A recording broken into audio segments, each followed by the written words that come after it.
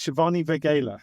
Hi, So thank you for having me. this is a new Let's Grow Young. This is season 3, and you are the first one on season 3, True. the first one in a professional studio.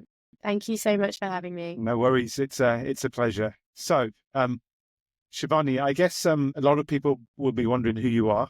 If you could just try and describe after the next 2 hours, what are people going to take away? What are the key kind of bullets that they're going to take away related to you and maybe even longevity? So, I would like people to walk away from listening to this or listening to my story, feeling like they are empowered to live the life that they truly want to live, to never settle, and to go away thinking about what footprint or what even heartprint they want to leave in terms of their life and their life story. And what are the kind of key building blocks that got you to that state yourself? I think in terms of what I have done and the core essence of who I am or who I've become over the last 44 years of my life is somebody that has decided to step away from social norms, to really follow what my heart's desire wants, to sit deeply in the discomfort of not understanding why I felt certain feelings, certain pains, or really embracing what I wanted to do, because I think I've had lots of blockers in my life that have prevented me going for it. But in the end, have become a much more brave and courageous person because of a number of life events and probably the way I was raised as well. That's pushed me to want to have impact and also do things the way I want to do without worrying about what other people think. See, just in the space of the first 2.5, 3 minutes, free spirit, breaking free from what other people want, that's kind of coming through really, really clearly.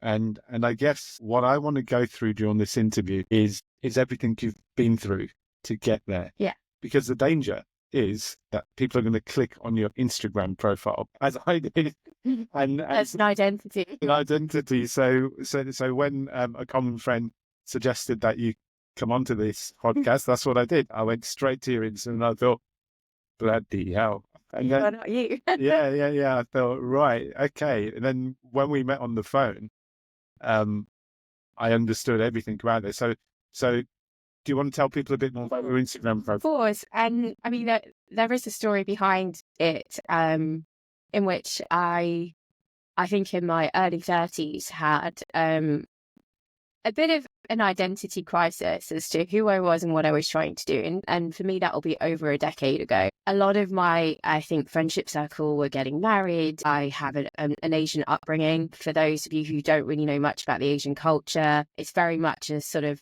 get married, enter certain professions. And I'm not saying there's anything wrong with that. But for me, deep down, I think there was a bigger calling and I wanted to do other things. One of the biggest things I had in my mind was to compete on a bodybuilding stage. That was number one. But it was born out of lots of things. One was I really started getting into fitness. I had a few autoimmune diseases that occurred in my early 30s. So I really started to pay attention to my body and what I was eating. I still wasn't doing it maybe in a healthy way.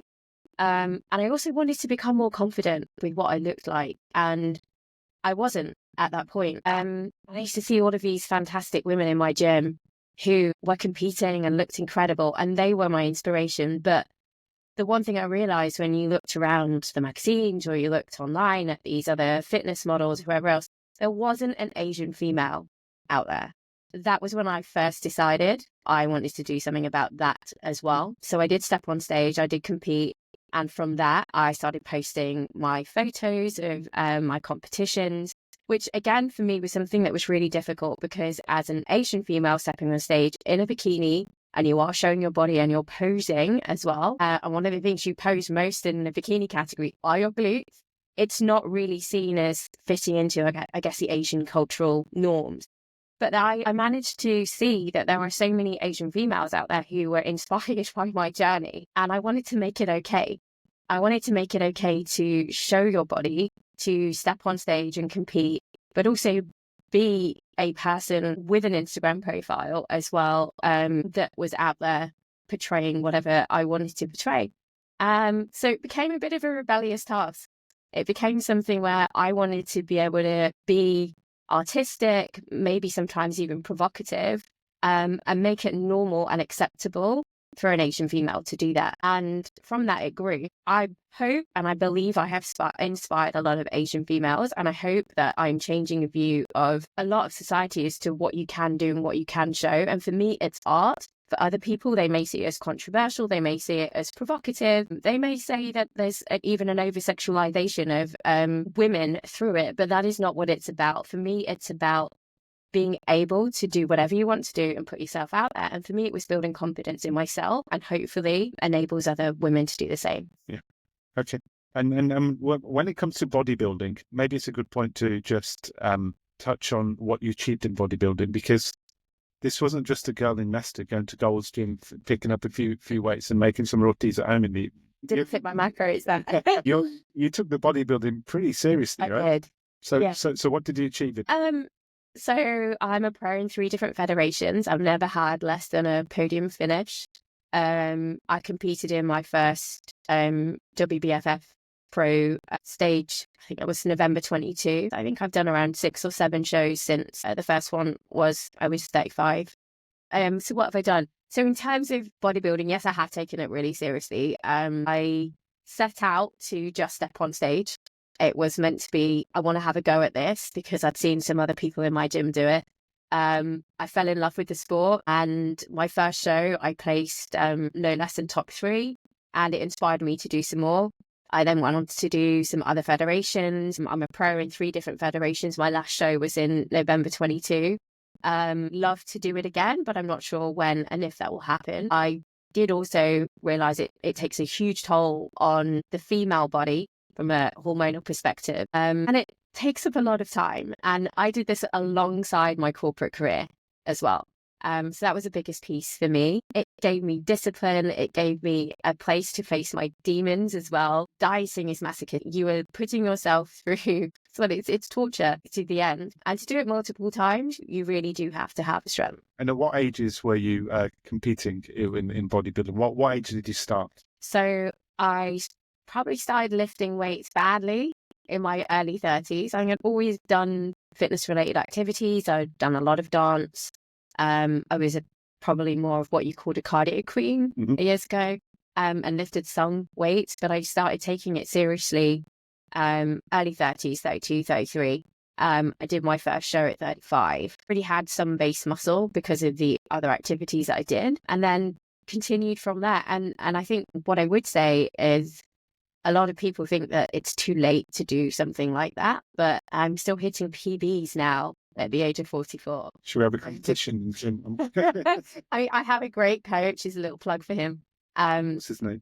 Tom Brazier. He's absolutely incredible. He has helped me through this journey that I've been on for the last 5 years. He's probably seen me go through every life event possible and has kept me healthy and sane. And we've never risked my health from a lifting and bodybuilding perspective.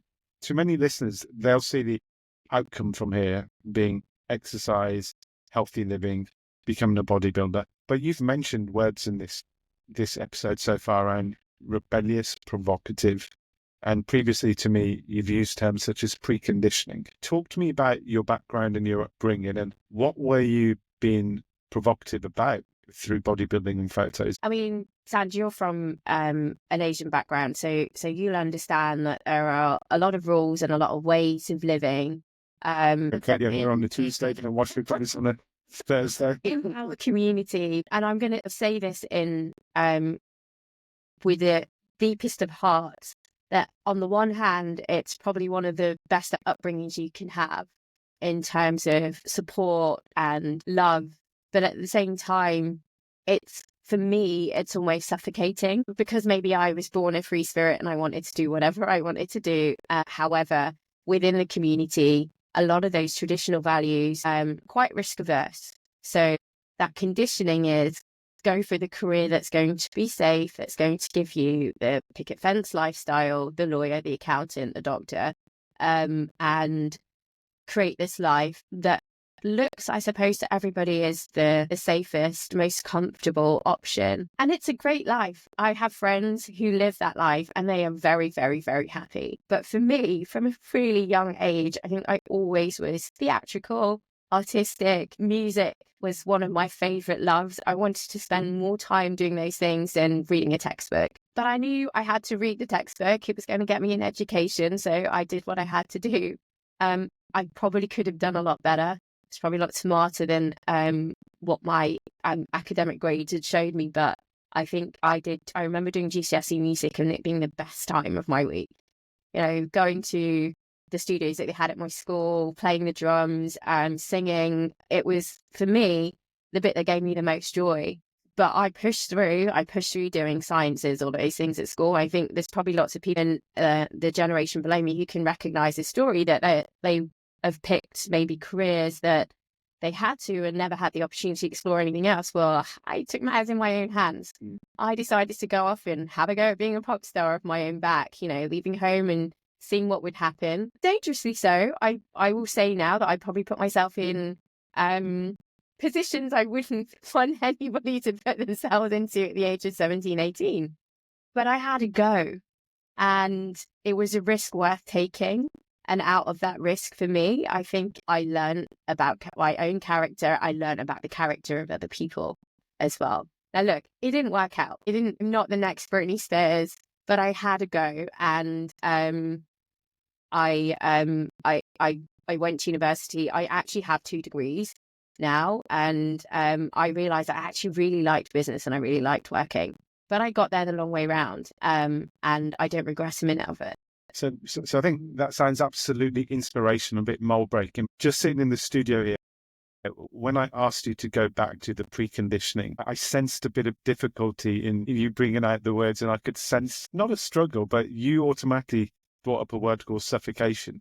Yeah. And I could sense you were struggling to go back there, and you quickly jumped to thrown in there, becoming a pop star. But I just want to pause a little bit there. What was it about the preconditioning? It felt like I wasn't able to be myself.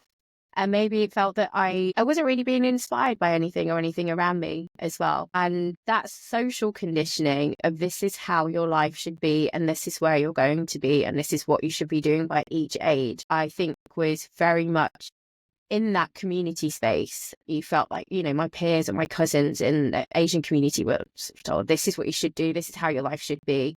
And the pressure to achieve that, I think, is a piece that can be quite suffocating. You know, you're already at 11, and what are your exam grades? Like, how are you doing? Or your cousin did better than you, or why did your friend do this? And how come you're not picking those subjects? And I think that pressure and that conditioning to have this life of, you get to 21, you've done your degree or whatever, and you're a lawyer, and you're now getting married, and you're now having 2 kids. That whole space, you're led to believe if you don't do those things in that timeline, in that order, you failed. And actually, you haven't failed. I'm not one for comfort and security. I'm one for bravery and courageousness. I like change. And I think that was born out of the fact that I was in environments where I just wanted it to be okay to be different.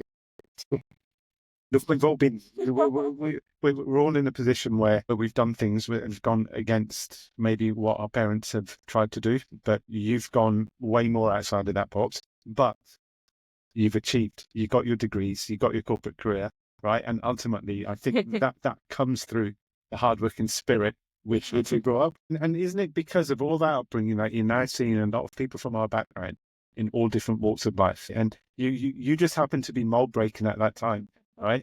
But there's a lot more mold breakers at the moment who are maybe not defined as being mold breakers, but at the time you did it, you were breaking molds. Absolutely. You know, we had an Asian prime minister, and we've got huge Asian actors in Hollywood. We've got Asian sports stars who are not doing the academic routes and so on. I fundamentally believe that bloodline, those ethics that come from the parents, is what actually drives us to do that extra. Very much. And I think the most important thing is for us, for our generation that are having children, to ensure that they have the baseline to be able to do whatever they want to do, and for it to be encouraged as well. I agree, 100%.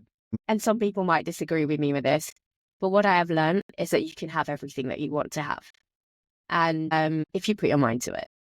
And I think I'm testament to that on the basis that in the end, I've picked the things that I wanted to do, and then I've gone for it, and I've done them with all my heart. So look, there are so many things I can go into on this topic, but we will do another episode on this, and I don't want to make it. Hence why I'm not going to talk about you running away at 18 and so on. I'm not even going to the pop star part that much, but because it's fun, just tell us a little bit about becoming a pop star. Well, I didn't really become one. Or trying to become. What is there to share? Look, so for me, it was a long time ago, and the industry was very different to what it is now. But even when I was at university, I think I won the Pop Idol. And thankfully, YouTube wasn't around.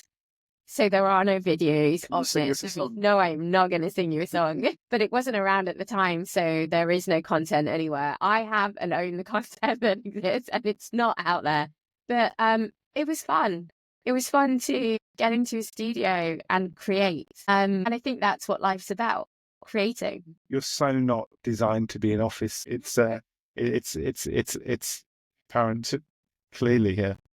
Moving on a little bit, right? And so then we move on to academia. You mentioned you got 2 degrees. One was from Aston, from what I remember, Aston University, and then your corporate journey. And then we're going to get on to health issues, right? Sure. Right. So look, in the middle of my chemistry degree, and honestly, don't ask me why I picked that chemistry. Okay, there isn't an exact science, pun intended on this one, about picking a science, other than I just remembered at school, I liked doing things with science, and chemistry is quite a creative science. And it felt like a really good halfway house between doing something that was like a proper subject and just getting a degree that I actually wanted to do. It's bloody hard. I didn't realize I was going to be a student that ended up with 40 hours of lectures a week, unlike the art students who only had like 9 hours and a lot of reading to do. But in that, I actually did a placement year. I found a company and I begged them for a job. I said, please hire me. And he said, how much money do you want? And he said, yes. And I went over and above the usual student rate. And at that point, it was a small consultancy. And I'll never forget what lessons I learned there from a business perspective, because for me, I realized that actually I really liked working. I liked business and I wanted to do more of it. Now, following that, I did I did the thing of going, right, I need to go and work in a big corporation. And I regret that now to some degree. I think there was still some of that social conditioning I keep thinking and talking about that, okay, this is the right thing to do. And I've spent a lot of time now being a bit rebellious, a bit spunky, and a bit doing what I want to do. And maybe I should actually just stay in my lane and get a decent job and crack on with life in a normal way. And, you know, across my journey, I'd met some interesting characters. I'd had some relationships that weren't healthy. I would probably even say were bordering on abusive. And I think I needed some space to get my life back on track. Was this in your early 20s? Yeah, early 20s. And I think, again, if we're going back to like those societal norms and cultures, I met people that I thought could be good for me. But I think back into Asian culture, we don't really understand what maybe a healthy relationship looks like. And we don't also have avenues as females to talk about maybe a man treating you badly and what that and whether that's right or wrong or where to go with that. I think we're very much used to just seeing the kind of traditional relationships at home and believing that they're okay. So I had a lot to navigate in my late teens and in my early 20s, and actually gaining control of a pretty good corporate role it felt really good. I enjoyed where I was because I think I was given a lot of autonomy at that time. Yeah. I had some great mentors and some great bosses around me who believed in me. I had backers who, when I had an idea, would let me fly with it. And I knew were going to catch me if something was going to go wrong, and that it wasn't going to be, this is your fault, or you were going to be blamed for it. At that point, I actually believed that's what corporate life was. Mm. And I think it wasn't until I moved into a bit more of the London game and the London rat race when I realised that there weren't as many nice people as there were than in the company that I'd been working for. Okay, that's not London specific, right? It's the company you're working for. And I think this company you work for, it tested your stress resilience. Absolutely. I moved around the country with them. I was in 4 different offices. I worked on a huge acquisition out in India. I was pushed to achieve whatever I wanted to achieve, to grow a team, to build a team. I was given a lot of leeway to do things that I think maybe now in reflection, there was an element of naivety with me because I didn't really know what was going on. I just got on with it. But I think it was in my spirit and in my entrepreneurial spirit to just grow and build something. And I was given the platform to do that. Okay. And in order to deal with the stresses related to that, what kind of habits did you resort to? When I'd moved to London, I mean, I was in bigger roles, doing bigger things, working quite long hours. I'd never really been a big drinker, but in London, there's quite a big sort of drinking environment, lack of sleep, those sorts of things come into play. And I think all through my life, there's one thing that I used to manage my anxiety, and that was food. And my relationship with food had never been a good one. So compared to where you are now in terms of health, food, weight, etc., how were you back then? I would say it probably got a lot worse in my mid to late 20s in terms of accepting myself, loving myself. And I was always an undereater. I was probably one of the first people to understand what macros were and discover my fitness pal.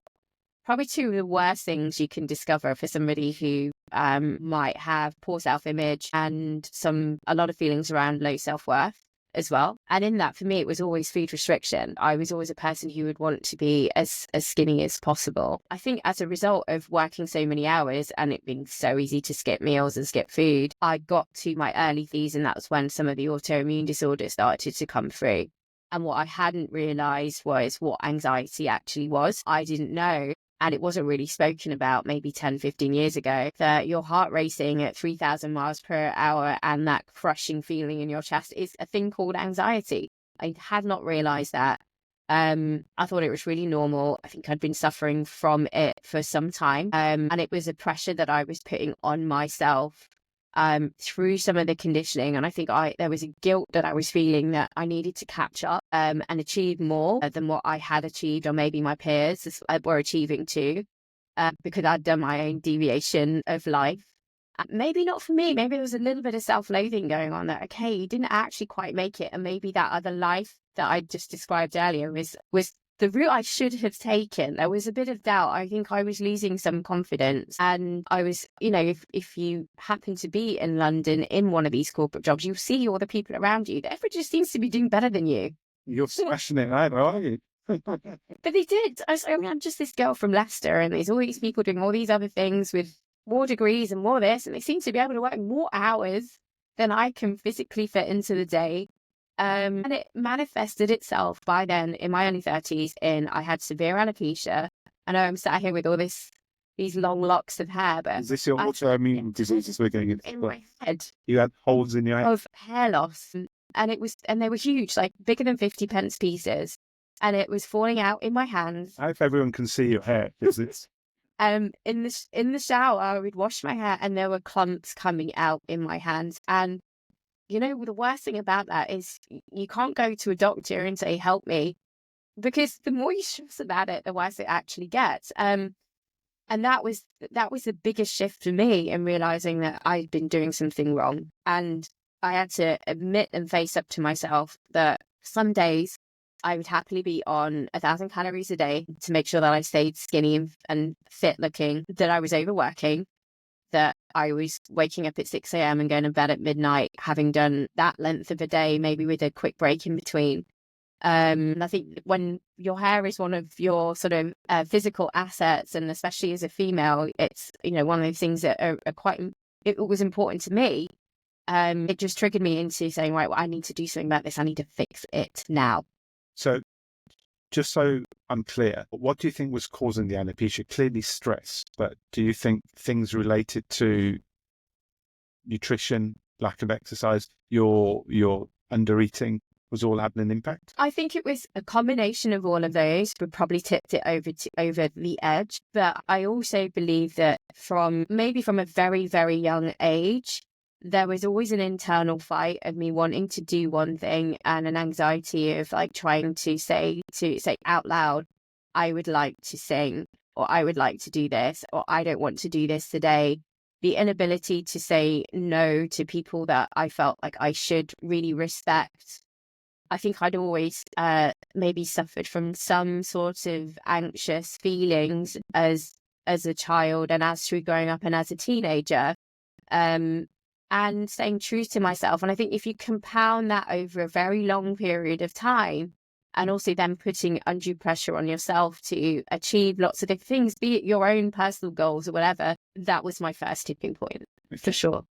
And everyone has that. Unfortunately, a lot of people have that tipping point, as I did. And that's usually then the trigger to start fixing it. My last question on alopecia, how bad did it get? You talked about the patches on your head, but visually, just describe that. Yeah, I mean, I ended up, look, I mean, I have a lot of hair. So I managed to move my hair into positions and pin it in certain ways so it wasn't obvious. For those of you who don't know about alopecia, it actually normally hits like your sort of hairlines, your necklines, and behind your ears, those sorts of places. But I was unlucky enough to have one right in the middle of my head, and it takes a while for it to come back. There are some treatments that you can have in terms of topical creams, and I went through a whole investigative process as to what to do. I mean, I still remember going to see a doctor in the NHS, and she said, "Sitra, is it stress and is it my anxiety that's causing this?" And she said, "Well, no, it's just you. People have survived the Holocaust and not had alopecia." That was the response. So it's one of these things where you feel highly unsupported. And I think my friendship circle were sort of like, yeah, but you can't really tell. But for me, every time I looked in the mirror, I was checking, is it coming? Is it coming back? And look, for me, I think it started to grow back within that sort of 6-month period. But it never grows back the same. It comes back as a completely different texture. And for some people, it comes back completely grey as well. I guess what I'm trying to say is the memory of that I still have. So every time I wash my hair and every time I feel those bits that have grown back as something different, it's a constant reminder of that was a moment where your life got really difficult for you, maybe in your mind, but it was difficult. This is where I was going to go. So we've talked about the physical attributes and the physical scars from it. What were the mental scars from alopecia, and how do they still live with you? I think it's, I mean, look, as a result of that, I went through a really big health tip. I think that was my first, I think, the cool words are now like around biohacking or whatever else, but I think it was my own version of that. I stopped drinking. I really had a good look at my diet. I did lots of reading. I went down the holistic route, Chinese medicine. At that point, it was like, I need to get this body back in track to a place where it's happy and healthy, whatever that means. And it took a while. That's when I met the gym. Keep going. That's when I realized that just being a cardio queen and going to the cardio equipment is not the only thing that was good for me.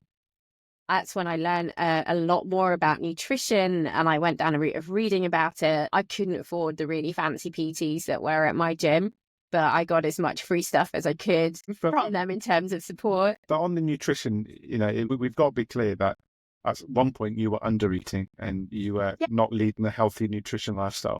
You're not advocating that at all. Absolutely not. Look, the one thing I learned through my journey, and particularly with my coach now, was to learn to eat and to eat well and to not be afraid of eating food, and to understand what a nutritious plate looks like. And the one thing that my coach would say is 80-20 rule. 80% whole foods and good foods, and 20% live your life. Because life's too short. And I got to that point, but it wasn't through a lot of trial and tribulation and trying to understand what worked and what didn't work. And actually through that health journey and through that bodybuilding journey as well, I actually then ended up finding out that I had some major food intolerances. I then went through a route of understanding that I was celiac in my later 30s because there were lots of things I couldn't tolerate. So I went through that journey as well. And one would say that a lot of autoimmune disease is all sort of sit together. Things like alopecia and allergies and celiac disease are all in the same group as well. I think a lot of people now, including me, talk about lifestyle medicine, but you kind of discovered that yourself. And it looks like with the trigger of your autoimmune diseases, this is where your bodybuilding, this is where your change in lifestyle fully came in, and this is what's triggered your competitions, your bikini modeling, the photos. And what I'm trying to paint here is a picture. This is a lady who's been through, this is only half the story. There's more to come, right? Much more to come.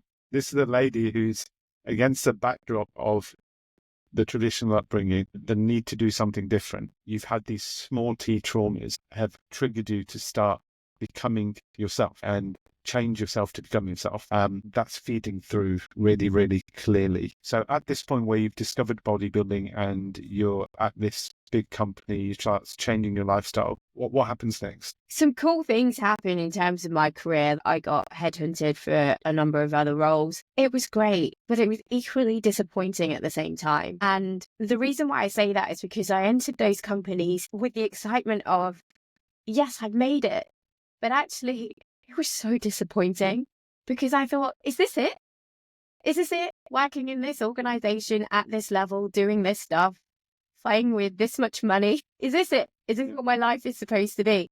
I kept competing because it was giving me a lot of joy in terms of having another goal outside of work.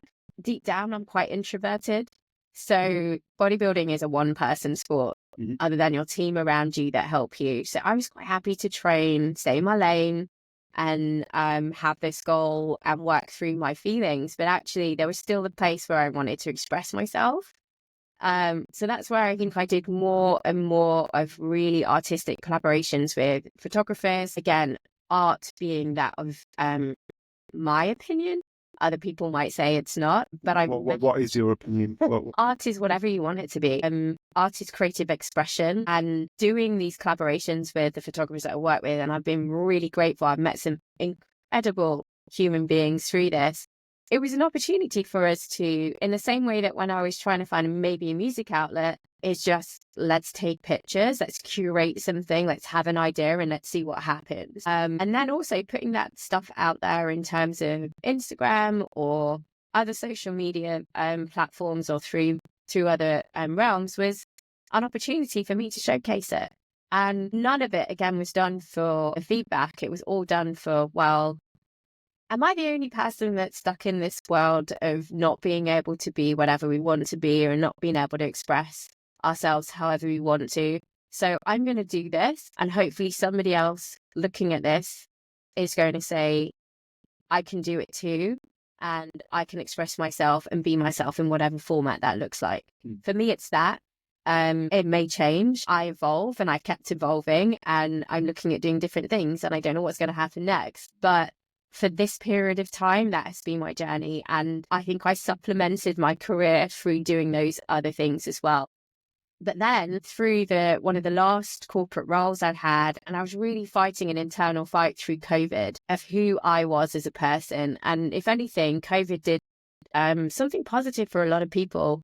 It made you sit with yourself at home alone and sit with your thoughts, and it enabled you that opportunity to think really, really, really deeply about what you wanted because of the alone time. And again, it manifested in different ways for different people. At one point for me, I think I experienced some really, really low moods.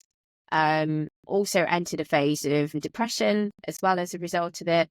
But it was high functioning. Nobody knew I was going through any of it.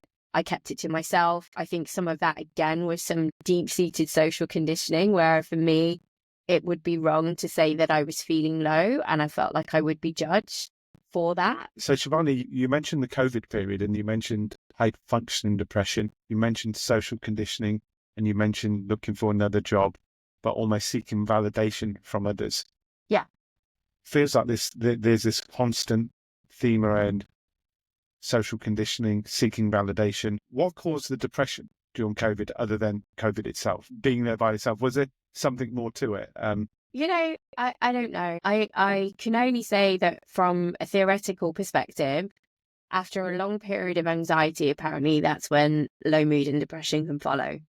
So whether the time I'd spent in those sort of last 5 years ahead of that COVID period, I think I began to search for, well, what is it? These jobs kind of feel like they're the same. They pay me a lot of money, but what is the point of this? Like, what is my purpose other than spending some money on my nephews and good holidays? What other than maybe the creative expression piece for me, or maybe competing. What is the point in my life? I'm not married. I didn't have a significant other in my life at the time. And my life felt very different and structured very different to other people. And it's very easy to fall into that trap of other people saying, well, no, you're not going to do this, especially when you start to hit your late 30s. You've not had any children, you've not had this, you've not had that. And that was that cusp at COVID, because I just turned 40, and my 40th birthday was great. It was a wonderful time, and I was so excited to be 40. But with that also came a lot of opinions of, well, are you going to have children? Because you might run out of time. But why do you care? Because and the reason I ask is, on the one hand, you're rebelling against a traditional Asian girl. On the other hand, you're finding your purpose and you're content with being your own person. So, where are the demons coming? So I didn't care, but I think what COVID did was leave me in an isolated space where those voices, at that point, because COVID was such a depressing period, really, for most people, allowed those voices to get that little bit louder. And I was already thinking about what I wanted to do next anyway, but with those voices as well, and with that journey of what I would call another journey of self-discovery, I was sat back thinking, well, maybe if you chose that path that everybody said you should have done, you'd be happier. And that overthinking, or that time to think a lot more, I think led to a place of some really dark thoughts of, maybe you should have just done what everybody else had done, and you wouldn't even be thinking this at all. And there was plenty of time in that time that we had in COVID to overthink those thoughts. And I know that was the space that I got to. And I know you had some therapy at this time. I had my first lot of therapy, I think, in my mid-30s, when I was going through trying to understand who I was and the health piece and where I wanted to get to next. I found it was very supportive in that journey. There are so many different types of therapy out there, and now I've probably covered about 5 or 6 different types. At that point, I'd done some very specific things just around like CBT. The first sets of therapy I also had was something called psychodynamic therapy, very useful in helping you, one, break down some of the, I think, childhood building of your sort of brain thinking, and CBT being that one that gave you a formula to manage some of the destructive thoughts, especially around things like anxiety. For me, it helped me immensely. It helped me get out of that depressive space very, very, very quickly. How did it do that? I did the work. Okay. I did the work. I think the one thing about me is every time I have fallen, there's some little grit fire that makes me go, no, you can't sit here for too long. But again, look, you're 40 at this time. Yeah. And you just mentioned childhood again. Yes. Right. And so when it went back and it decluttered your childhood, or I don't know, whatever the word is, it's clearly playing your part. What did you have to do? What work did you have to put in to let go of that? The work. Well, so much of who we become can be as a result of what we go through in our early years, from what I have learned and from what I have seen. And it's both, that paradoxical thing. It's a benefit, but it can also hold you back. And it's finding that balance through either therapy or the thoughts that you have, to realize that where are these things a superpower for me and where are these things a kryptonite. And every so often, through stresses or life events, I think the tipping point goes one way or another. And when I'm on my superpower journey, as I like to call it now, you're accelerating all the things that you love and you're thriving. But every so often, the kryptonite piece comes along and it pulls you back, and you have to find a way at that time. And every time it will be different, because I don't think we're ever the finished product. We have to find a way of moving out of that space, and only we can do it. And that is a real strength. And we may need to call on other people to help you to do it as well. Be a therapist or a friend or a book or music or whatever it is that helps you or soothes you to get you back into that balance point, to help you move back to thriving in your superpower space. That is actually really, really interesting. It's a topic I've been studying recently, and it's all about how do you deal with the past and how do you deal with the emotions? You can either try and ignore them and let it go, or accept that they're there. And the advice I try to give people is, I think along the lines of what you did, which is accept that they're there. It's like this glass of water of mine. If I put some ink in it now, it would swirl around, but eventually it's going to settle. But there may be a bump in the road and it'll come back. It's recognizing those triggers. Is that something that you think you've become stronger at? Absolutely. And I think anxiety is born out of worry of the future. Okay. And we can't predict what is going to happen tomorrow. And I think if we're spending all of our time wondering whether this decision is going to do this or do that, we're never actually having a go and we're never being brave. So I think the biggest thing for me is make that decision really, really quickly and just go for it, because the outcome will be the outcome. I didn't share with anybody really what was going on. And not everybody's going to understand it. Even the people that love you the most would look, I mean, they would look at me and say, but you look fine. You're doing everything. Yeah, that's why it's called high functioning. Yeah. That's why it's like that. But deep down inside me, I'm facing something that I can't even express to you, and it is deeply painful. Do you think that's a reflection of the circle of friends you're hanging out with? No. No. No, because even my nearest and dearest are people that are, pillars of strength to me, but will still sit and go, I don't know what that feels like. I don't know what to do. And I don't know how to help you. There are some people who are really high empaths in my circle who would absolutely know what to say and do. But I think that's something for people to take away, that, you may not really understand somebody's struggles, but quite often they're very, very real. Right, Shivani. So we've come out of COVID. You've had the therapy. We're ready to boom now, right? You're ready to go. The lockdowns are done. Lockdowns are over. You're ready to go rule the world, right? Is that where we go next? Sort of. I mean, there were still some bumps through COVID. I started a cool corporate role that ended really quickly. Ended up helping wrap up a business. Got made redundant. Things that happen in terms of usual big life events. I'd also started prepping for a show, another bodybuilding show. It was my pro debut for the WBFF. So excited about doing that. You have the World Bodybuilding Fitness Federation. Wow. So it was a European... The girl from Leicester's gone big. It's gone global. It was a European championship. I was really excited. And as part of that, obviously, I was going through the dieting regime, thinking about my career at the same time, doing my usual beauty preparation. And I went for a laser hair appointment, and the lady that was doing the treatment under my arm said she could see what looked like an unusual lump. Give me a break. And I was just about to say your life's going to take off. At this point, I literally thought, you've got to be fucking kidding me, right? So, it was a squidgy thing. It's just to explain what this felt like, right? And because I was so lean, you could see it as well. It had shape. It was thick. There was form. There was something there. And she said to me, it was a lovely lady, you must call the GP, and I'm calling you on Friday to check that you've done it, which put a bit of pressure on me to do this, right? So I'm like heading up to my birthday thinking I'm about to take this job for this startup. So I make this phone call, everybody around me. Yeah, it's just a lump. You'll be fine. We all get them. You're so young. You're so fit. You're so healthy. You spend the last 10 years working on your health and your life and your mind. I have one of the best fitness coaches out there that always make sure that I'm doing the right thing in terms of consumption and not overtraining, and reminding me about that thing called balance, which it doesn't really sit well with me. So I go in for my first check. The GP says, oh, you need it checking properly. So then I go and see an oncologist who says to me, it's very, very likely this thing's benign. So there's a big sense of relief. He said it's a hamartoma, which is a fatty deposit lump.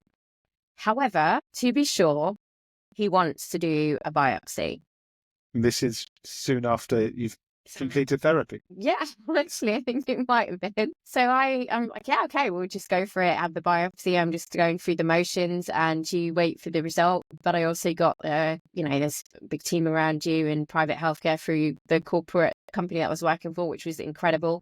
My sister gets a phone call on the 16th of August. Not me, because he rings the wrong phone number on the list.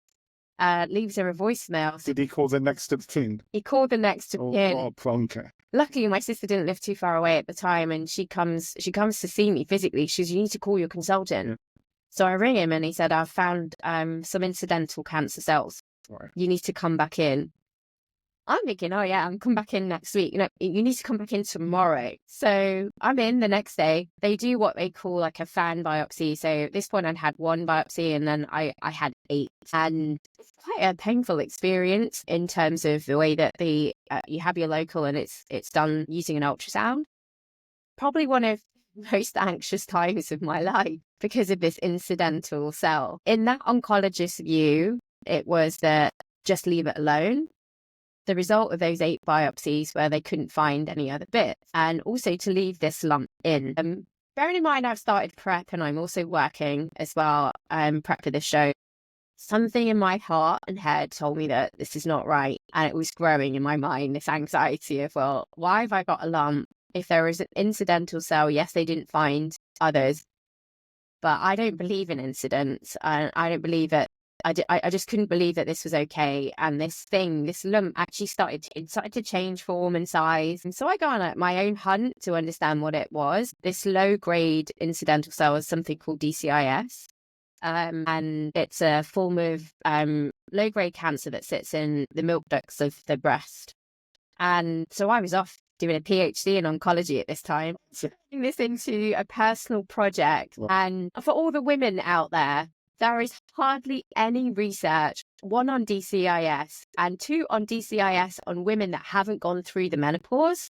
There's about 3 or 4 studies, and I found everything. And I wasn't 100% sure that my diagnosis was correct, or we had enough information to confirm either way. So I found another oncologist who said, well, yeah, just take this chemotherapy, a drug. It's a preventative drug, and we'll just keep checking on you.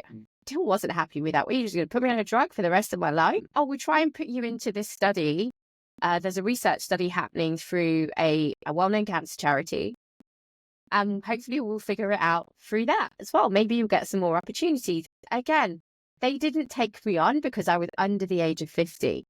So I'm still hunting around, going through oncologists, and I actually went back through the NHS after finding the lady who's treated me all this time. Incredible woman. When I met her in streams of tears, and I just said, something's just not right. I don't feel like this is the right answer. I feel okay in my body. I feel well. I feel healthy. I'm training fine. All my stats are okay with my coach. I'm hoping to compete. Help me. And she did a much deeper, I'm going to call it, hunt on what I had in terms of test results, pathology, blocks, and those pieces. She said to me, I want to take this lump out. It doesn't feel right. And I said, yeah, I agree. We carried on. She said, you can carry on competing. She was an incredible woman. Her information with my coach's information, we got me through that. We got me through that show. It was one of the hardest shows I've ever done from a mindset perspective. You carried on with the bodybuilding. Yeah, I placed second. Sorry, I had to replay that in my head. That's why I was a bit delayed. I placed second. I was obviously really disappointed. I wanted to win, but I was immediately crushed, not by not winning, but it then hit me that 7 days later I was going into surgery to have this lump removed. Now, for me, I had the surgery, I went through it all, and I was hoping that the results I was going to get just before that Christmas of 22 was, it was a lump, we've taken it out, we've got enough margin, leave that in 22 and let's move on to 2023 and carry on with your life. Fortunately, that wasn't the result. The consultant I had did a really great job of removing everything that she could, but we found a larger section of DCIS cells. So my intuition was correct that we needed to do more. She said she removed what she could, but it was so close to my breastplate and that she couldn't be sure that every single cancer cell had been removed. And that we had to continue on the journey to make sure that we'd done everything we could from a preventative perspective. That sent me into a very dark place mentally. I was having some time off work to go through all of the thoughts and the treatment at that time. And eventually I had to come up with my own decisions as to what I needed to do next. But those options were everything from do nothing right way through to have a double mastectomy. And I just didn't know what to do. And the one thing I learned about going through something as big as a cancer diagnosis, be it big or small, and for me, it was something that I think everybody believed I was going to get through. And I think deep down, I had that belief as well. But most people around you all of a sudden become an expert in breast cancer or especially in our community. Or there's a doctor down the street who said this view and had this view, and they haven't even seen. And he was probably a vet. And it was so hard. And the comments I would receive, I mean, I had men say to me, "Oh, this is your opportunity to get some new boobs." Like those are the sorts of comments you would get. And I'm thinking, I just want to be well. I don't even want to have boobs or breasts or whatever you want to call them. I just want to be okay. But even making that decision is a really difficult one. And by the way, do you know what it entails to have a mastectomy? It's not quite just having new boobs, but everybody had an opinion. And dealing with those voices and amongst making up your own mind as to what to do was one of the hardest things to go through. And look, I ended up having gene tests and other bits and pieces, and we picked together. So, I had a number of options available to me. I had the gene test. It came back as negative. So luckily for me, that actually eliminated the need to have a double mastectomy. I did end up with radiation treatment. I did go back to work whilst having all of this treatment, which in hindsight might not have been the right thing to do.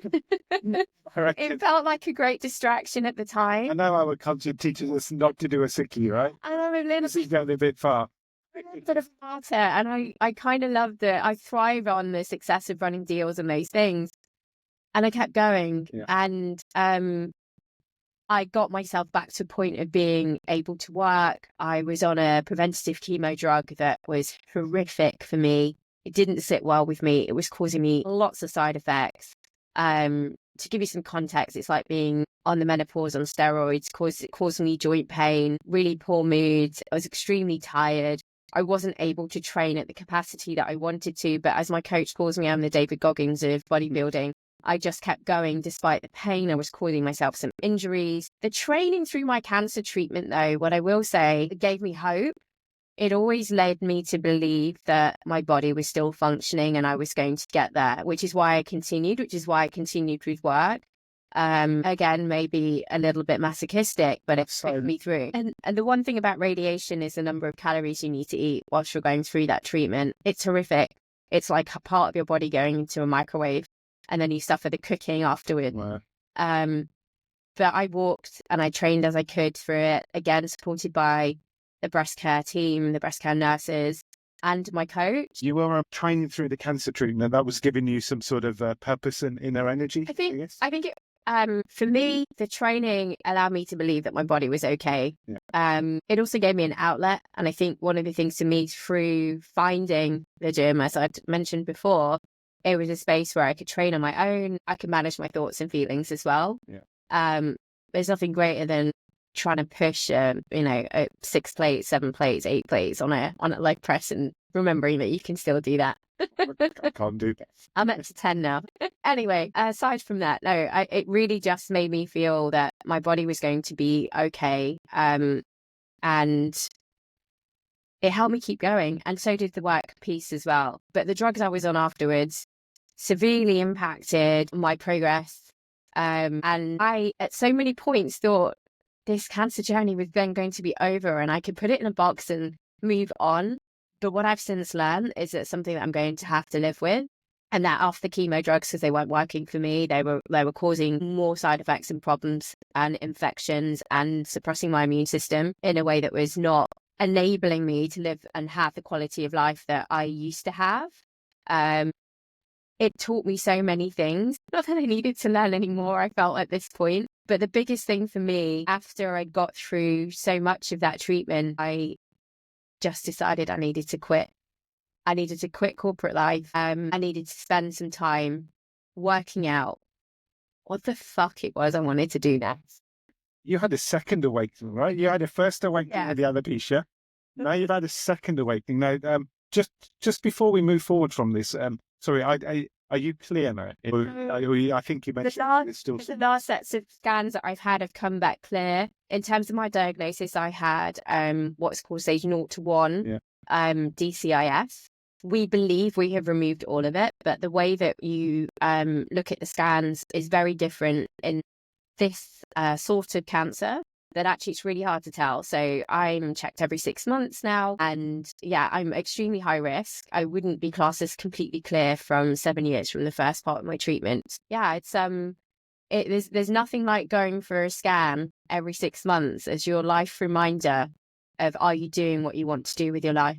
Yeah, I think we could talk another 2 hours about all of this, but I think during the break, Shivani and I actually had, and we did have a break, right? Shivani and I had a bit of a chat about how the episode is going, and I think we're both kind of taken back a little bit, despite the fact that we've spoken before. That when you actually go through Shivani's journey, there are so many things, so many small T's and big T traumas that you've been through. So it's probably a good point now to look forward and say, right, unless you're going to surprise me with other stuff, right? No, I think for me, we've touched on some of the key things that have happened in my life that were extremely negative. And there's more. There's so much more. All the bullying I had at school, there are so many things that went on. But the thing is, in the end, I've used them to step back and rethink and pivot and go for the next thing and be brave. Where does that come from? Where does that inner strength come from? A lot of people would have given up. Where's it come from? You're sitting here laughing, smiling. Where does it come from? It's an inspiration. I think I have this innate desire to make some sort of impact, and it's grown as I've grown, and it's grown as I've grown up as well and got older. And I've got to this point now where I've spent this year, having quit big corporate life, exploring what it means to work. Because so many of us get caught up in this world of, I've got to earn this much money and this and that. And every time I've got to those places, I've either gone, it's not enough, or is this it? And the space where I have had the most control and enjoyed things the most is where I've been the most creative. But when I've only been doing creative things, I've missed the joy and the thriving of business. And I feel, for me, doing things that are in flow state, where each day just flows and I'm enjoying the outcomes of that day, is when I'm at my happiest, and not worrying about where this is going to go next. So I think if people can learn to sit with the now a lot more than they do and stop trying to predict the future, they'll actually find a lot of strength in that one moment or that 1 hour. That is so poetic. It is, it's absolutely fantastic. I think it's similar to my story. I think it's in corporate world, if you set a goal, you can get there and be disappointed at how it tastes. If you don't get there, you lose a bit of confidence. And so actually just enjoying the process and being present is what it's about. And if you're not enjoying it, give it up, move on, move forward, Life is too short. And my cancer journey taught me that. That was the biggest shift for me, that I ended up having some more counselling and therapy as a result of cancer. I think many people do. I actually got referred to cancer psychology because I developed a new fear. You're so bloody resilient, aren't you? You are so resilient. I developed this new fear that I was going to run out of life. I started to think every time I had a screening, so, I got my diagnosis 2 years ago and it's coming up to 2.5 years now, it will be in February, that every time I had a screening that this could be it. And actually, what have I done with these last 6 months? And what happens if it comes back in 2 years' time or 5 years' time and I haven't done all the things that I want to do? Which makes you think about, well, what are all the things that I want to do if I actually really do only have 2 more years of life in front of me? And that is the thing that has triggered me quitting my job. And I still pick some safe options in terms of consulting roles. And this thing about, let's do something really entrepreneurial. Let's just go for it. Let's go and work for a startup that you think is really cool, that you believe in. And I've had a play with a few things, but the biggest thing that's close to my heart is probably things around health.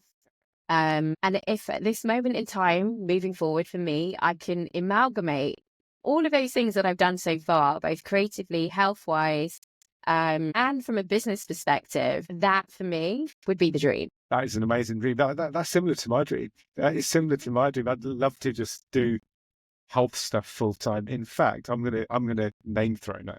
Yesterday, I was talking to Bob Marley's nephew, Phenomenal. and he was talking about a similar journey. He was saying, "Look, I just want to get out there and let my passion be my life." And with the kind of background you've had, the kind of challenges you've had, you're keeping a smile on your face, and that passion is just going to grow stronger. And I fully expect to maybe in 6 months' time to see you on the front page of some magazine launching the next health tech product. Shivani, going back to the beginning, when I spoke to you, I really got a story of this lady who has just been through so much, and I got it. I absolutely got that. The Instagram is just bloody Instagram, right? There's a fundamental story here through your entire background. There's the physical and the mental. Well, the alopecia was physical. The cancer is physical. There are mental scars from it all. There's stuff about relationships and how they panned out. There's a reason that outlet is there. There's a reason. And that outlet there is as an inspiration, as people going through similar journeys, I believe, people going through experiences that they want to let go of and in form of outlet. And I think if people get inspired by that, that would be absolutely fantastic. So yeah, I just want to say that this is the journey. These are the chapters that I talked about at the start, and you've articulated them really well.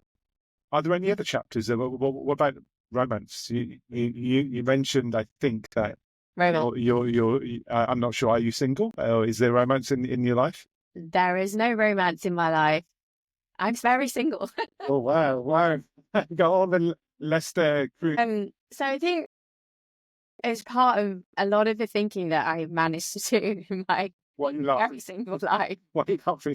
It's because it's one of the thought processes, and I guess maybe I am very deeply analytical. And I think you said to me, you've never met somebody that recodes their minds as much as I have done. And I have. And I like to question why we do things in a certain way. And one of the biggest questions for me, I think also stemmed out of the fact that our culture has so much around marriage, and arranged marriage was one of the bigger things for our parents' generation. My question was always why? Why did we do this? Why have we done this? And who said that that was the right thing to do? Who said that marriage is an instinct? I think your parents might have given up with the arranged marriage. Well, yeah, I mean, I don't know. It might still be in my future. Yeah. But I mean, I've opened my mind to think that, well, if I'm going to live, or you're going to live for 100 years old, how should we do that with one person? And how do children fit into that if you're going to do that? And previous versions and decades and centuries or whatever ago, things like polyamory was normal. What? Polyamory. What is polyamory? Multiple partners in strong relationships. And I'm not talking about people going off and cheating on people and doing things behind people's backs. But I am trying to open up people's minds to what I believe is the non-conventional way of living and the non-conventional way of having relationships. I don't think there's anything wrong with that. I think that might be the future of survival of people having happy and healthy relationships. Slow down a little bit. My brain is going overdrive trying to understand what the heck you're saying. And then I think inside I'm saying, fuck me. Is that what she's really saying? Right. Indian community, ready for this one? I think there's a misunderstanding when I say that as well. I don't think it's an opportunity for people to go out there and be promiscuous or to hurt other people. But I do think it's an opportunity for people to be a lot more open about how they choose to live their lives with multiple partners, with one partner, with partners of different sexes, if people don't know what their sexuality is. And I also think it's something that's extremely repressed in our culture, and in the general societal view, it's something that's extremely misunderstood. Understood. And where are you on that journey at the moment? You I'm going to say that I'm on a journey. Leave it at that. Let's leave it at that. I don't want your mum and dad knocking on my door. You made her say this stuff. Exactly. Some good TV content. Exactly. No, I think we will move on from that moment. How's your training going now? Still, I think you've stopped competing now, right? But you must still be hitting the gym. Wow.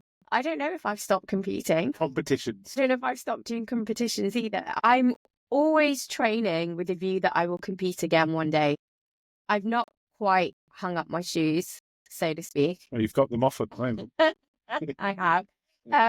Very comfortable on the sofa. I would love to compete again, just maybe one more time. Yeah. I think I have got one more show left in me. But I think my priorities are elsewhere. It's taken a long time for my body to feel at its best. I'm not sure if it's still quite there. And the one thing that I didn't realize was the impact of radiation on your body, the muscle areas where I had the treatment, and also the side effects of the chemo drugs just seem to have lingered a lot longer than I wanted them to. But it's not stopped me from going to the gym, and it's not stopped me from still hitting some more PBs this year, which I can't actually believe. Even in myself, as somebody that's so determined, I've realized that a lot of this is in your mind in terms of what you want. But for me, the next thing in those priorities sit with creating or working for or working with a business that's going to have real impact on the world, because I genuinely believe that I can be the forefront and really push something through. But also being an enabler for people like me, people who look like me, or people have feelings that I have felt, to enable them to feel empowered. And everything that I have put out there from a social media perspective is an expression of freedom. And I hope people see it that way, that you are free to choose and be who you want to be and to just not settle. An amazing message, an absolutely amazing message. And you kind of gloss over the fact that you still take medication for chemo. I have stopped it this year. You stopped it this year, but you're still going through the kind of checks every 6 months. And even when you were taking the medication and having treatment, you were going to the gym. And I'm not really comfortable with the really nice answer you gave to me earlier about how on earth you do this, because I've obviously seen family and friends who've had that treatment and they're literally finished. They cannot get up. The relationship between the mind and the body, just get a little bit more specific. How do you go so deep to get yourself up, not only get yourself up, but get into the gym and actually put in a session? I think through everything I have been through, I have a desire to just not be ordinary. Ordinary for me is not picking myself up and getting on to be the best I can be that day. And going back to taking every day as its own unique day, it's one of my favorite things to do is train. And one of my favorite things to do is to spend some time being creative. And the other favorite thing to do is eat. What do you like to eat? I mean, I could do with some dark chocolate right now. 90% gluten-free, please. When you wake up and you have your day and you realize you have another day and you want to do the things that you love in it, it's just easy. It feels so easy to get up and go. And I think I've done some of those things so many times now that even when I'm feeling a little bit lazy, and believe me, I do have my days where I want to be a little bit more relaxed and homely, I always know that when I've done that thing, I'm going to feel amazing. So why don't you just go and have a go anyway? Absolutely amazing. You keep talking about enjoying the next day. Now, I know there's a book you've read which has inspired you as well. Yeah, tell everyone about it. It's Oliver Burke's 4,000 Weeks. And he talks about your life being 4,000 weeks and what you choose to do with them. And you can even now find whole grids of just 4,000 weeks that you can cross off. It's actually quite horrific when you have it up there and you realize that when you hit your 40s and the average life expectancy is around 82, that you can cross off that many weeks. But then when you break it down into the number of summers you've got, the number of months you've got, and how many of those weeks or months are going to be months of you living with your body at its fullest health, actually it really highlights the point that life is so short, and we can spend all of our time focusing on all of the wrong things or the wrong people, dealing with that pain, or we can get up and be true to ourselves and use those weeks, and it is really weeks, wisely. Because if I've gone and done my 2,000 and I don't know if I have another 2,000 left, maybe I have 1,000, maybe I only have 500 quality weeks left. And then you start breaking it down to 52 weeks in a year. And how many summers is that? It's only like whatever number of summers. It's finite. It's absolutely finite. And what do you want to do with those summers? And where do you want to be? And who do you want to be with as well? So fast forwarding another 2,000 weeks when looking back and you're chilling out in wherever you're chilling out, what do you hope to be looking back at? I hope I can say that I lived my life to its absolute fullest. I think the one thing I do remember thinking when I was going through my cancer journey is, have you done everything you could possibly have fitted into the 42 years you had? And the answer was actually a big resounding yes. But I think after that, the panic was, what else do you need to do or want to do? And I'm going to stop and say, it's not what I want to achieve. It's what do I want to do? What do I want to have a go at? I think that's the way to look at life. Do you want to have a go at that? Do you want to learn how to, I don't know, play the piano? It could be that simple. Or go to a country, what is it that you want to have done in that time? And what do you want to prioritize? And if it's people, if it's family, if it's love, if it's, as simple as making up with somebody because you've been a little bit too arrogant to do that, just do it. And I want to know that I've got to that point, having done as much as I possibly can. And I think I will be most happy if I've had that impact on as many people as I possibly can in a really positive way. I think spreading your story will have that impact. And for me, I think you're talking about having experiences and having moments as opposed to necessarily material stuff. Material stuff has a place sometimes, but it's more about the experiences. And for me, during COVID, when I had my burnout, I decided to go and run with the bulls in Pamplona. I said, right, this is something I want to do. And then I roped in two mates and we went and did it, and it was liberating. It was amazing. And I may do it again this year. I guess what I would say is that having spoken to you for close to 2 hours, despite what you say about your background traditions, I can see them coming through strongly. And so I can see them coming through strongly, and I think your parents did an amazing job, because it's a bit ironic, isn't it, that I'm saying this, because there you are challenging those traditions, but you're kind of challenging I think the more superficial stuff, but the actual core of it is around seeing parents from an immigrant background working hard, trying to put strong ethics, work with that culture. That's it, and it's all I think. And I think I said about this piece on like the superpower versus the kryptonite, and the one thing that I think culturally that we get from the culture and the background that we've come from, the superpower is the grit and determination, whether that be through them and our grandparents and our ancestors through survival, through the traumas that they face, whatever that may be, everything from racism to, changing countries and cultures, all of those impacts. It's built in us, and it's built in us as a power to use and use it. But we can use it to be really, really positive beings, and we can use it in a positive way. And actually, we should be taking that to elevate ourselves to do what we want to do that brings us joy personally now. And I think we've earned it in the way that maybe I think our ancestors and our culture makes us feel guilty for, but we should, and we can be out there and we can be doing some phenomenal things, being great human beings as well as a result. Because the longer you're on the wrong train, the further you're away from home, right? Absolutely. That's what you posted yesterday, I think. It is that the wrong train will just lead you on a much more painful path. And that path code you, and it will code you in the wrong way, and you'll wonder why you're there the longer that you're on it. But the sooner you can go, I had to go for 5 minutes, it didn't feel good, I'm jumping off and moving to something else, the faster you recover. We're reaching the end. I think I'm getting down to my last 999 weeks at the moment. But I have to honestly say, hand on heart, this episode, even though we've spoken before the episode, this episode has taken me through a journey, and I have to say, I'm saying this absolutely with total conviction. You're one of the most inspirational people I've met. You really, really are. When you listen to what you've been through, what you're doing, the molds you're breaking, the feeling you have in how your parents may feel with some of the actions, the resilience, resilience isn't even a word. That doesn't give it justice. I don't know what the word is.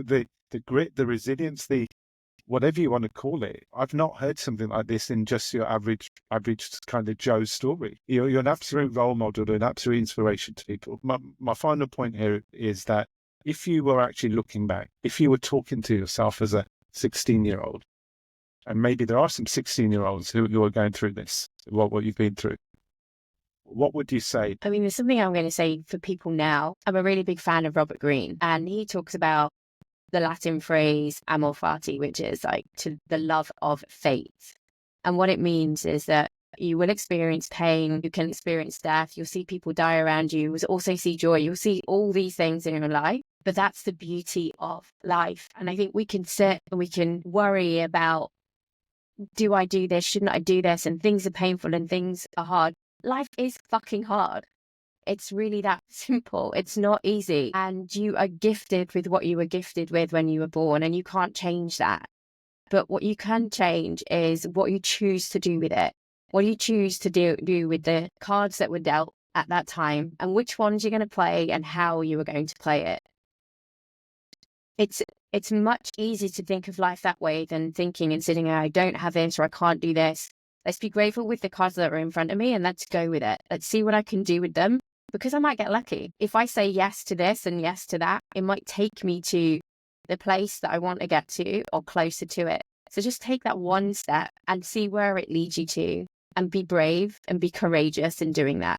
And don't worry so much about what everybody else is thinking, because they're so busy worried about what they're thinking. And it's quite a cliche statement, but they really, really, really are. And do your utmost best to block out those voices of other people and other people's opinions.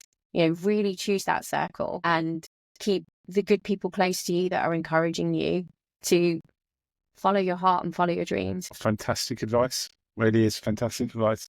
And if there's anything else that we've not covered and you want to bring out at this moment, please feel free. And if not, how do people get hold of you?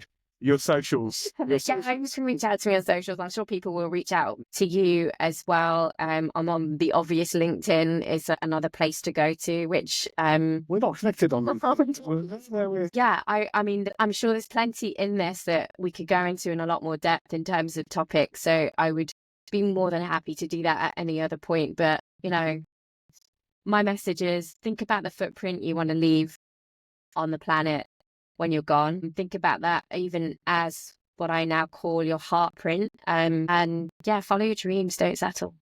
Amazing advice. And Shivani and I are going to go to the gym now. We're going to have a deadlift competition. Amazing. Amazing. Shivani, that was brilliant. Absolutely brilliant. Oh, well done. 2 hours. Wow. What a story, man. You should give yourself a big pat on the back for what you've done. Seriously. Seriously. Fucking hell. Okay, no. The thing is, Sandra, I go around thinking that everybody's life's just like mine. It's just not there, is it? But isn't it? I genuinely, because this is this is the only the life that I know. It's not though, is it? Your life, I think you started to recode it when alopecia stuff was going on, and you've accelerated it from the alopecia. You've accelerated it from COVID times, and then from cancer.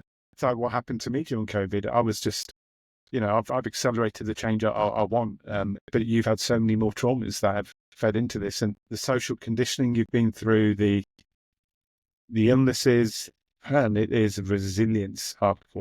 You should be up on stage doing corporate speak.